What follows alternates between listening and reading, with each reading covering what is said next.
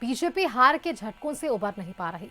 पहले लोकसभा चुनाव में सीटें घटी, फिर विधानसभा चुनाव में करारी हार हुई और अब इसके बाद घाटशिला के विधानसभा उपचुनाव में भी हार का सामना करना पड़ा। इसकी वजह बताई जा रही है पार्टी से आदिवासियों की दूरी, जो बाबूलाल मरांडी के अध्यक्ष बनाए जाने के बावजूद कम नहीं हो रही।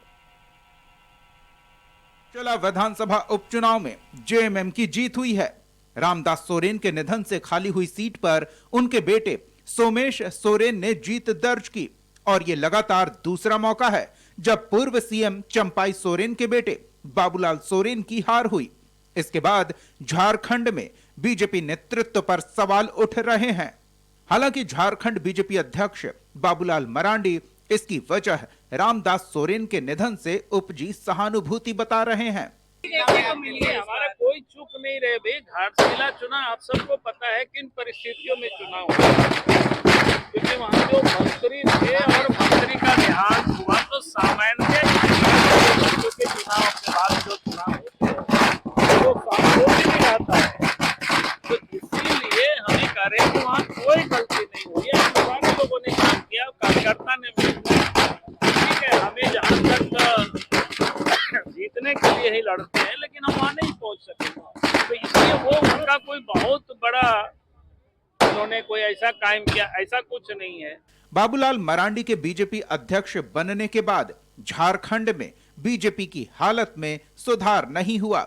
बाबूलाल मरांडी को बीजेपी में लाया गया था आदिवासियों को पार्टी के साथ जोड़ने के लिए, लेकिन इसके बाद हुए चुनावों में आदिवासी बहुल सीटों पर बीजेपी की हार ही हुई। 2024 के लोकसभा चुनाव में एसटी के लिए आरक्षित सभी सीटों पर कांग्रेस और जेएमएम के उम्मीदवारों ने बड़ी मार्जिन के साथ जीत दर्ज की है। झारखंड में आदिवासियों के लिए 5 लोकसभा सीटें आरक्षित हैं। इनमें से 3 सीट दुमका, सिंहभूम और राजमहल में जेएमएम उम्मीदवारों की जीत हुई है, जबकि खूंटी और लोहरदगा में कांग्रेस उम्मीदवार की जीत हुई। इसके बाद 2024 में हुए विधानसभा चुनाव में भी बीजेपी की हार हुई। आदिवासी बहुल सीटों पर बीजेपी पिछड़ गई। ऐसी 28 में से 27 सीट पर महागठबंधन जीता और अब महागठबंधन के नेता बीजेपी को आत्ममंथन की सलाह दे रहे हैं। देखिए, भाजपा झारखंड में नेतृत्व विहीन हो चुकी है पूरी तरह से। पहले भी उनके पास नेतृत्व का अभाव था, तब बाबूलाल मरांडी जी को आयात करके लाया गया। तब बाबूलाल मरांडी जी के बाद चंपाई सोरेन जी को आयात करके लाया गया। ये आयात और निर्यात के खेल में भाजपा फंसी है।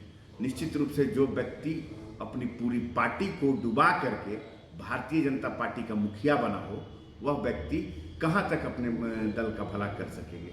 उनके नेतृत्व में चुनाव हारना ही इस बात का सबसे बड़ा सबूत है। और चंपाई सोरेन जी के जाने के बाद घाटशिला उपचुनाव, घाटशिला मुख्य चुनाव, घाटशिला उपचुनाव हारना इस बात का स्पष्ट संकेत है कि झारखंड के जो भाजपा के कार्यकर्ता हैं वो इन नेताओं को, आयातित नेताओं को पचा नहीं पा रहे हैं। 2 चुनाव में हार के बाद अब घाटशिला उपचुनाव में भी बीजेपी उम्मीदवार की हार हुई है। खास बात यह है कि 2019 के बाद हुए 7 उपचुनावों में सिर्फ एक बार बीजेपी के नेतृत्व वाले एनडीए प्रत्याशी की जीत हुई है, जबकि 6 बार महागठबंधन का उम्मीदवार जीता।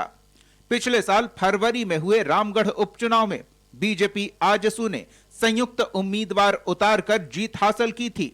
बीजेपी की लगातार हार को पार्टी के अंदर खाने गुटबाजी भी एक वजह माना जा रहा है, जिससे संगठन कमजोर हो रहा है। रांची से कशिश न्यूज के लिए संतोष कुमार की रिपोर्ट।